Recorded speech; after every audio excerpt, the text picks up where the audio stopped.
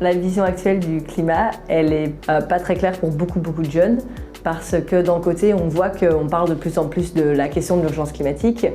C'est très difficile aujourd'hui, en tout cas, de n'avoir jamais entendu parler du mot climat et de ce que ça potentiellement pourrait dire. Mais après, concrètement, ce que ça reflète dans notre vie de tous les jours, dépasser la question des petits gestes, de se dire « Ah oui, climat, je vais essayer de prendre le bus et pas la voiture ». Je pense que dépasser ce stade-là, aujourd'hui, c'est assez complexe quoi, pour beaucoup de jeunes. C'est probablement le paradoxe de ce que les scientifiques leur mettent en avant, la sonnette d'alarme qui tire depuis maintenant presque 50 ans. Donc en fait, souvent, c'est avant notre naissance. On réalise que des scientifiques parlaient déjà de cette urgence climatique.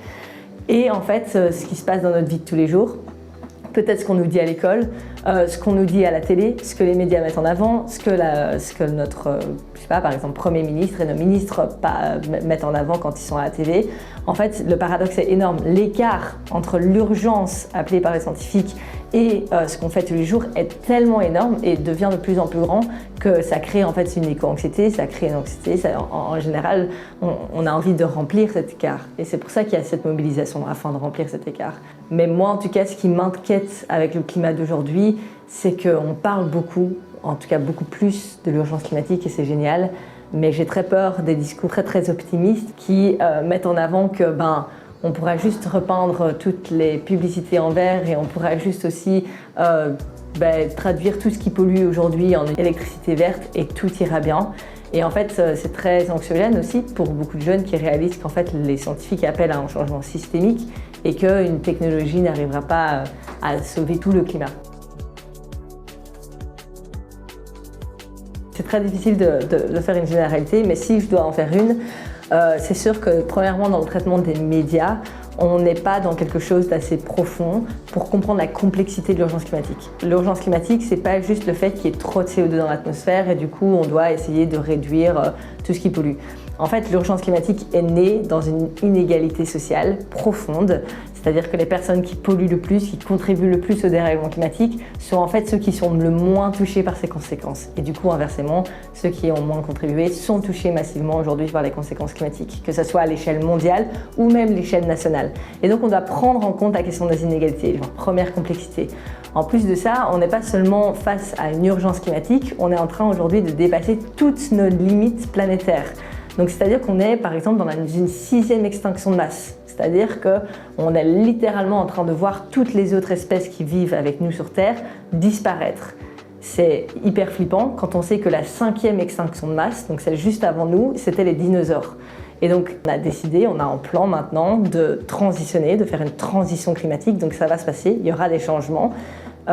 Et ces changements, ils vont se passer dans tous les secteurs. On doit changer tout, que ce soit le secteur de la mobilité, on doit changer la manière dont on se transporte, dont on mange, donc le secteur de l'agriculture, en général vraiment tout, aussi même du coup notre éducation. Parce qu'on doit comprendre déjà ce que c'est l'urgence et après on doit comprendre la transition qu'on est en train de mettre en place aujourd'hui, est-ce qu'elle est assez rapide, est-ce qu'elle est alignée par exemple, je parlais tout à l'heure de l'accord de Paris, ce fameux accord où on s'est dit avec tous les pays du monde, on va limiter le réchauffement planétaire à bien en dessous de 2 degrés, voire 1,5 degrés.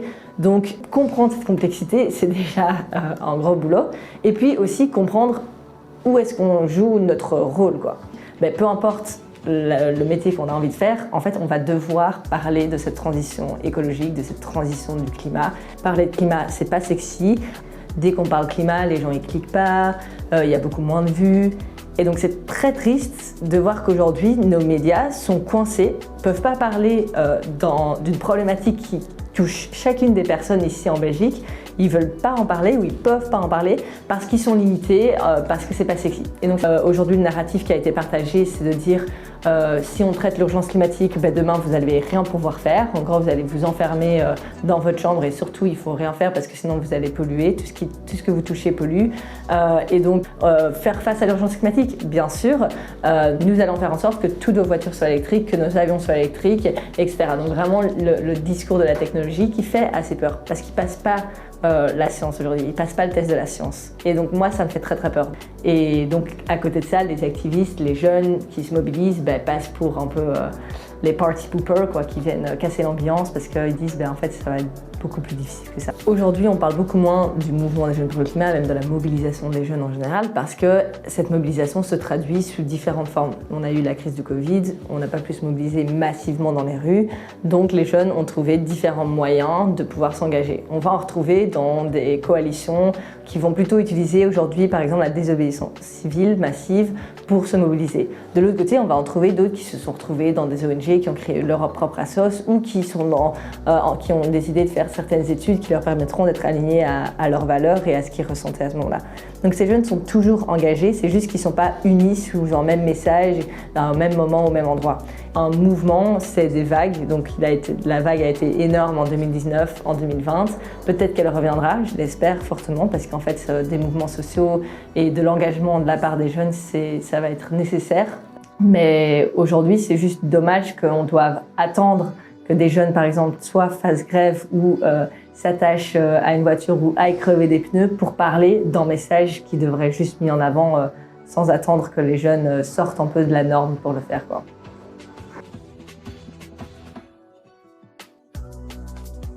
Hyper important pour des professionnels de se former sur le sujet de l'urgence climatique aujourd'hui parce que en fait, c'est une demande des jeunes. Formez-nous. Littéralement, la première chose qu'on a fait quand on a commencé les grèves pour le climat, c'est écrire une lettre à toutes les directions des écoles belges en leur demandant « Don't leave the kids alone ». Ne nous laissez pas seuls parce qu'on a besoin de comprendre ce qui se passe. Évidemment qu'on est trop jeune pour comprendre toute la complexité, pour comprendre ce que ça veut vraiment dire de transitionner toute une société vers une neutralité carbone. Enfin, je veux dire, c'est hyper complexe. Et aujourd'hui, d'ailleurs, la minorité des personnes qui le comprennent, ce sont des scientifiques qui ont fait, c'est leur projet de vie de comprendre ça. Donc, pour des professionnels de comprendre un minimum de la complexité de l'urgence climatique, de ce que ça veut dire, de ce que ça veut dire pour nous en tant que jeunes, parce que c'est littéralement ce qu'on va devoir traiter dans notre futur job, peu importe ce qu'on fait, vu que ça touche tous les secteurs, c'est juste colossal pour nous d'avoir des professionnels qui puissent nous en parler, qui puissent nous éduquer sur ces questions-là. En fait, ils sont complètement perdus, ils ne savent pas quoi faire. Il y a beaucoup de jeunes qui font peut-être face à une éco-anxiété, qui ne savent pas comment la gérer, et donc juste créer ce lien pour pouvoir être là, savoir comment gérer les premières étapes face à une éco-anxiété, parce que ce sentiment est basé sur des faits réels qui vont juste s'intensifier. Et donc la montée de l'éco-anxiété, la montée de cette envie aussi des jeunes de vouloir contribuer de manière positive, elle est présente. Et en fait, ils cherchent des modérateurs, des gens qui peuvent les encadrer. Et ça, c'est le rôle du professionnel. Donc c'est juste que la base, c'est l'éducation.